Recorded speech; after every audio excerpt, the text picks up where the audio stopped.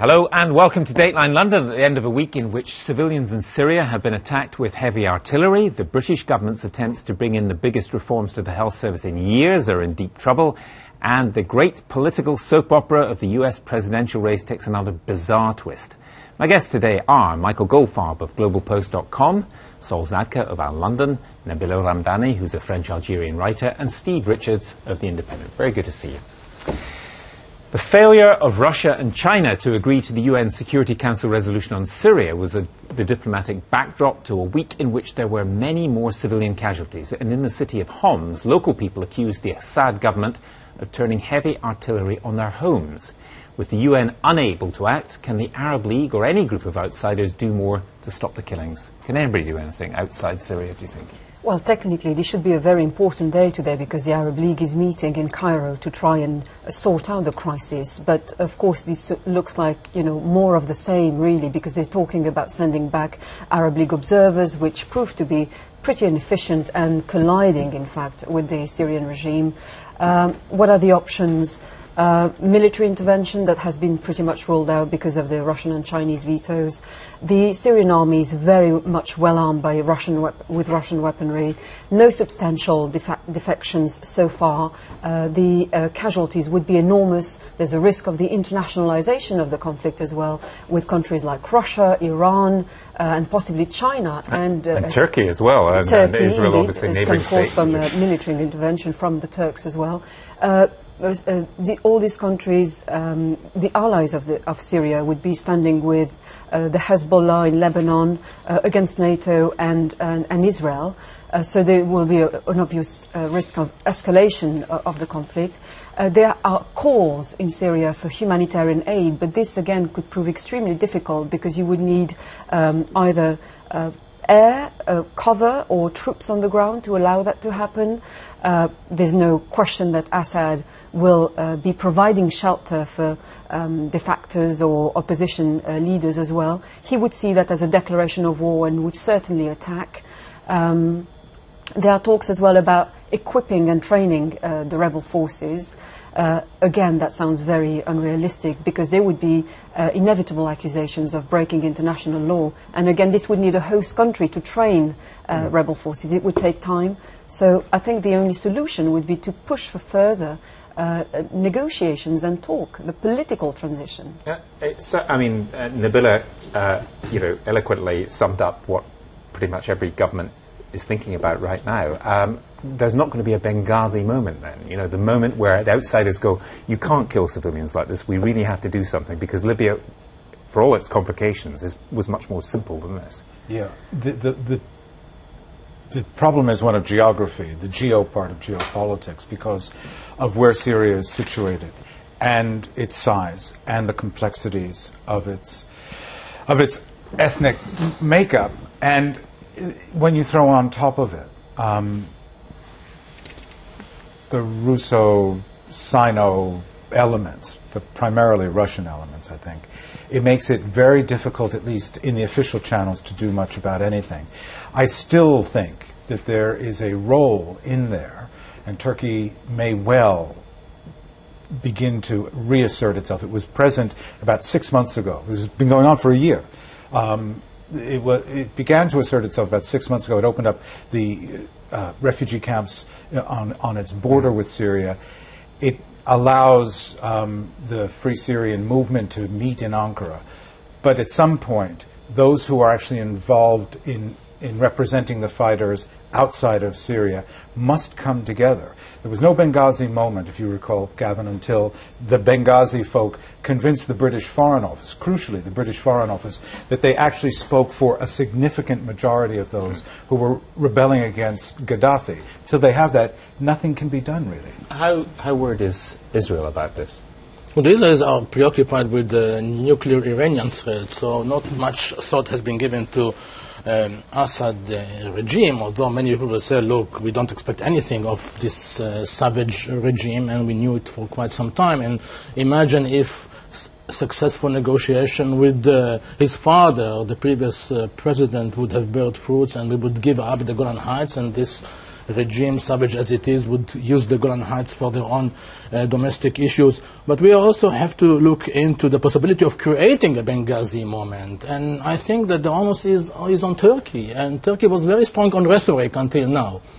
And somehow they did not deliver at all, although they are talking about leading a coalition of the willing, because now we are celebrating or marking the 30th anniversary of the butchery of the massacre in Hama that his father, Hafez al-Assad, committed in Syria so many years ago, in which about 25,000 people died. So are we going to witness the possibilities that under the umbrella of the Russian and the Chinese, people would continue to be massacred in Hama? And it seems to me that the West is using the Russian refusal to cooperate as an excuse for not doing anything. But, I mean, we talked about geo and geopolitical. There are also historical... Turkey's foreign policy has been summed up as absolutely zero policy with the problems with the neighbours. Well, they've got problems with the neighbours, so they can't help that. And the history of the Ottoman Empire, and, they're not going to go back to 100 years ago. So while Turkey is sensitive to it, again, Turkey's position is also very, very difficult. It is, and the reason why I think it's very interesting in Britain, and in terms of the British perspective, there's been a lot of talk this week about whether there will be the equivalent of the intervention in Libya, on the assumption that itself was a sort of unequivocal success. I don't think it has been an unequivocal success, and I see no evidence at all that the British government is trying to even contemplate military action or put pressure on the United States to go in that direction. So if you rule that out, it's not at all clear what, in terms of the West, can be done in the short term in this situation. The Russians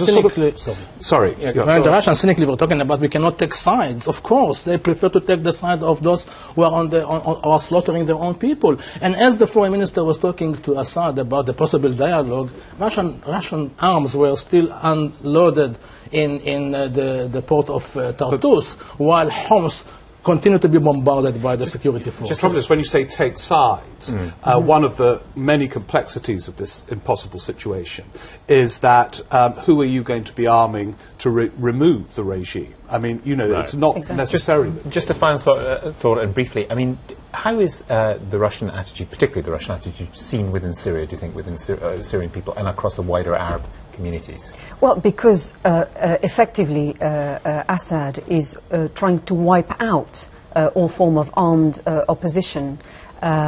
These are two camps fighting each other. And now, because you're hearing about people being killed by the Free Syrian Army as well, there are also concerns that, people are calling for more security, which legitimizes a bit more the Assad's position on the ground. Okay, let's move on, because despite the comments from some American politicians about what they call Britain's system of socialised medicine, for most British people, the National Health Service remains not just popular, but a source of great national pride. It's also true that most British people believe it could work better for them. So why have the government's attempts to change the system provoked such hostility? And could the opposition from healthcare professionals really harm David Cameron's authority? I mean, he's got it not just from the healthcare professionals, but also, we have been learning in the last few days, from within the Conservative Party and the Cabinet. Yeah, this is the most fascinating political story in Britain since the general election, because before the election, David Cameron used his support for the NHS as a symbol of what he argued was a new and more modern Conservative Party, and he famously pledged not to do a radical overhaul of the NHS. Within months of them coming into power, up popped the most radical set of proposals for an overhaul of the NHS since its foundation. And we now have a situation where the bill as originally proposed has already been amended out of all recognition, but is still arousing as much hostility as it did at the beginning. And I think one way or another, this will not go ahead. Now, David Cameron is insistent that he's going to stick with it, and his Health Secretary, Andrew Lansley. But it reminds me very much of the poll tax, the famous policy introduced by Margaret Thatcher towards the end of her regime in the late 1980s, which began as her defining issue. She decided she was going to stick with it, but in the end, she went, and so did the poll tax. Now, David Cameron won't go, but this is not going to reach fruition. There is too much opposition. There are too many elements of it which are totally impractical.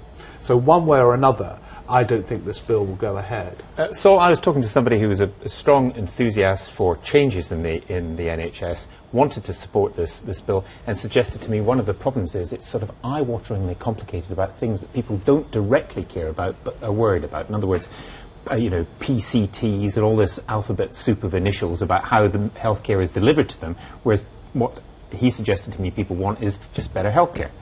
Absolutely, and they don't talk about better healthcare. They talk about revolutionary administrative changes on biblical proportions. Which will bring about better healthcare and deliver it to That's you. right, but rather addressing the issues that people will care about, like the quality of the GPs and other issues as well. But every debate in this country about the NHS is very emotive. It's not rational at all. It's like talking about the future of the royal family or the sovereignty over the Falkland Islands, you know. It is so emotional, you know, because people are being captivated by these magic words, NHS, but it's not sustainable as it is now. And people don't say the truth, certainly not politicians, that it can no longer be a free medical service in these circumstances. The public has to contribute to it. Because we've got an aging population, because medical inflation is so on and so on. But people want a medical service that's free at the point of use. Well, if they do, you're absolutely right. The debate should be about how we pay for this, and more money needs to go in. That's not the debate we're having. The debate we're having is whether it should be totally restructured. Now, they argue you'll get better value for money for it. That's debatable. I think it will end up costing much more money. But that doesn't address the fundamental issue of how the heck we pay for something free at the point of use when the demand is growing. Michael, I was just going to say that compared to the United States, we get an amazingly good value. Yeah. I mean, in terms of the amount of GDP per head. Listen, I come from a family of doctors. I'm the black sheep. I make no money. I come from a family of doctors in America, and they have come around. Believe me, some of my family have been longtime Republican supporters because they believe that what happens here is socialist. It isn't. And I have cousins my age who would embrace an NHS in the U.S. because the gyrations they have to do with the insurance companies to get reimbursed, there's no comparison. In America, professionals are moving towards understanding that the government has to be more involved. I think that what's interesting to me about this thing is, one, you brought up the poll tax, Steve. Poll tax was simple. You know, the millionaire was going to pay the same price on property tax as the pauper living next door. That was manifestly unfair, and Margaret Thatcher didn't see it. Can you explain to me in one sentence what these things are about? But isn't that the problem? That's the big problem. Nobody can. Listen, in preparation for this program, which I do prepare for, you know, I read through everything I could find. I still have no idea what, other than asking GPs to basically run their own budgets. And my local GP, my clinic that I go to, they're knackered at the end of their, 10-hour day taking care of an incredibly diverse urban population. The last thing they want to do is sit down with an Excel spreadsheet and figure out where the money's coming from. You know, I mean, it was useless. And beyond that, I think it actually speaks to something that isn't often enough discussed in the 18 months of the coalition. They promised to eliminate Labour's top-down sense of imposing on all of the aspects of British life.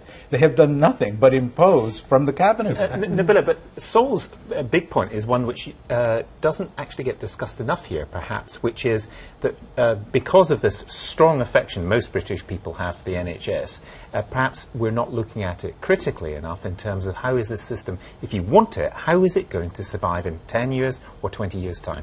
I mean, Saul is absolutely right. It is such an emotional issue. It's a quasi-institution. It's a sacred cow, not just for the Labour Party, but, for millions of people of every political persuasion. They're emotionally attached to it because free healthcare is such a noble concept, and that's why any tinkering with the system would create an outcry, and that's why Lansley is in the eye of the storm at the moment. But I would contend that it's a pretty good system, even compared to France, where there's a myth about all comes for free, when you actually, it adds at least 5% to your tax bill, and you have to put the money up front before you can get it back, and most people can't actually put the money up front. So it's not, it's a pretty solid system in the UK. Okay, let's move on, because we make no apologies for turning yet again to the contest to find a Republican challenger to take on Barack Obama in November's presidential elections.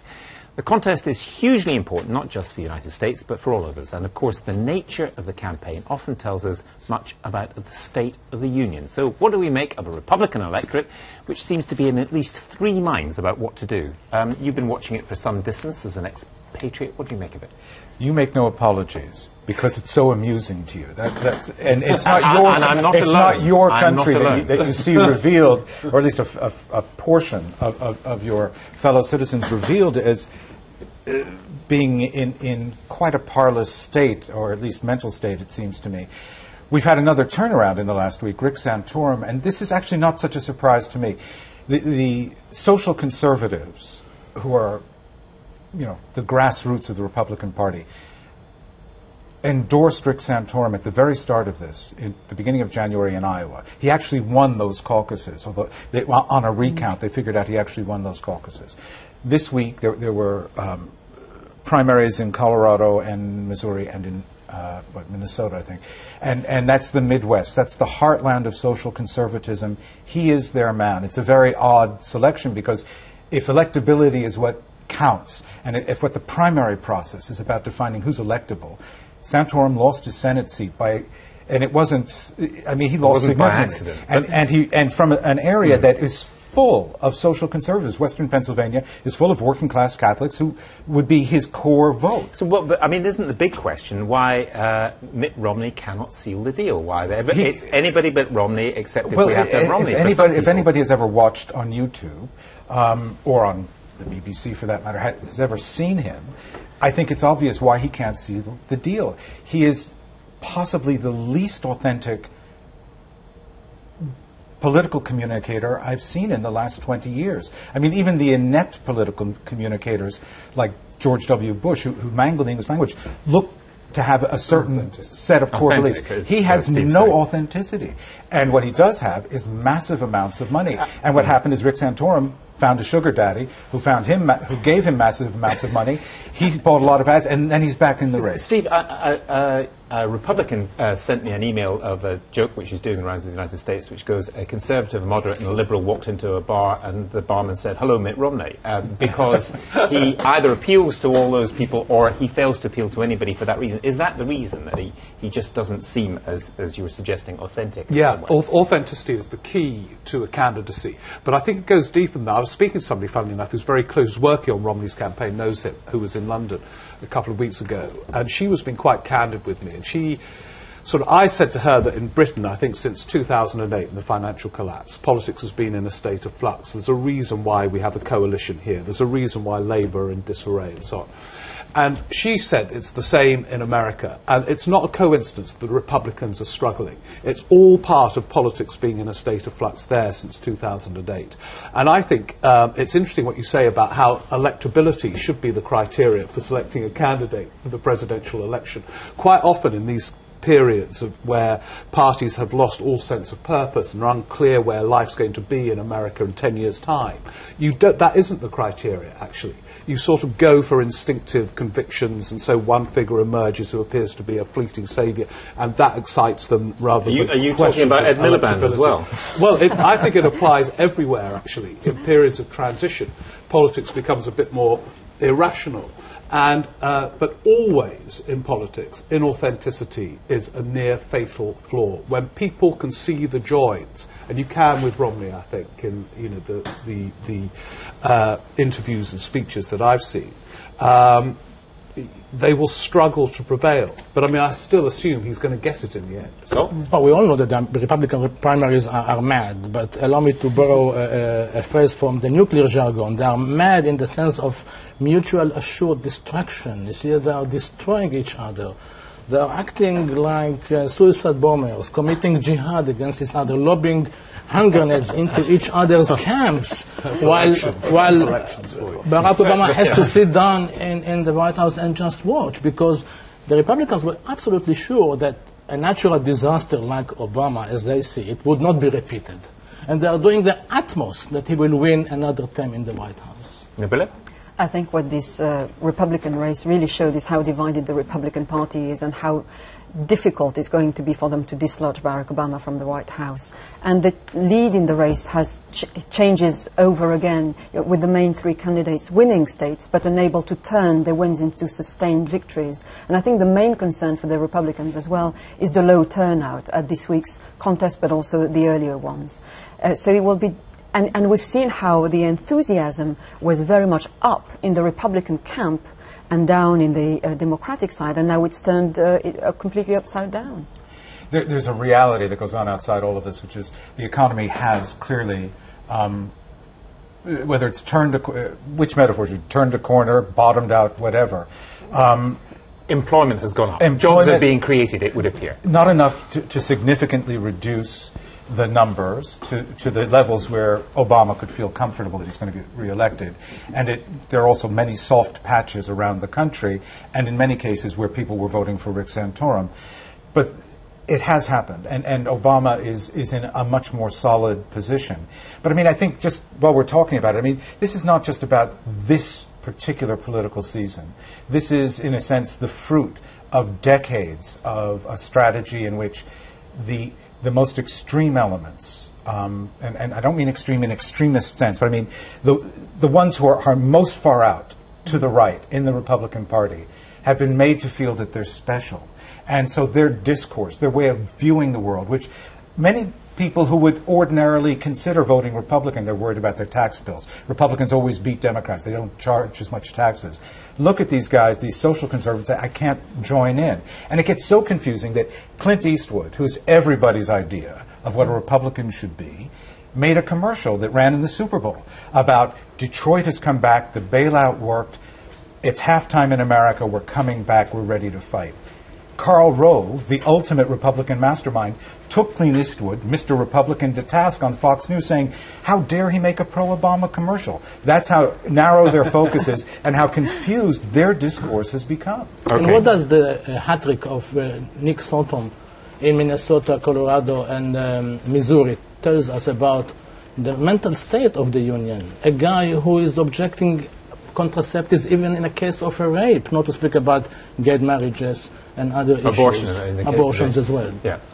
You've just got a couple of minutes left, and I just wondered if those of you, particularly those of you who are not British, would like to reflect upon Britain sending at least a gunboat, possibly a submarine, and certainly Prince William to the Falkland Islands on the 30th anniversary of... I would regard it as a provocation. Absolutely. And I think that Britain has nothing to do in the South Atlantic. It's about how they will contemplate the possibility of giving up the Falklands, maybe through shared sovereignty or gradual transfer of power to the Argentinians. The British settlements in the That's Falklands. right, exactly. And in the process, they ruin all the relationships with the countries in Latin America. Could I say it's the only British person on the panel, apart from yourself, that I'm sure that if it wasn't for that war in 1982, they would love to get rid of the Falkland Islands. It's expensive to defend. It causes all kinds of diplomatic like tension. the NHS. But that, well, I don't think they want to give the NHS to Argentina quite yet. But they can't do it because of the mythology that arose around the Falklands War and the Iron Lady and all the rest of it. Most of it completely false, actually.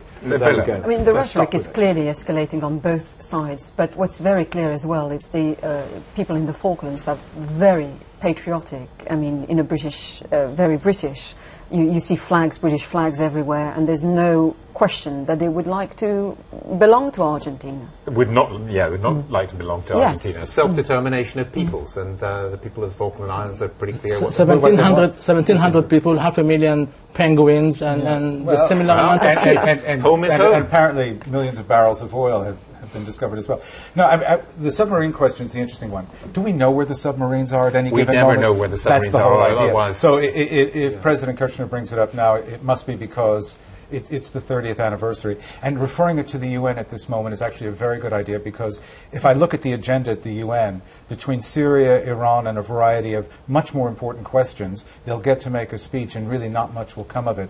So I think this is anniversary saber-rattling on both sides, and I think Ozzy Ardiles needs to come back and play for Spurs and make everybody happy again. And with Spurs probably need him. Self-determination is very interesting, because in Scotland, when people say let them determine their own future, everyone says, what about England and its impact on England? And should England have a say in all of this? And of course, one way or another, England will have a say in all of this, though not in a referendum. But in the Falklands, self-determination of these penguins and so on is accepted as the defining principle. It's very interesting where power lies and how you determine it differs from place to place. And without an aircraft carrier, it would be very difficult to dislodge the Argentinians in the case of another invasion. Okay, we'll say goodbye now. That's it for Dateline London for this week. We'll, of course, be back next week at the same time. You can keep up to date with the programme by following me on Twitter @GavinEssler. Thanks for watching. Goodbye.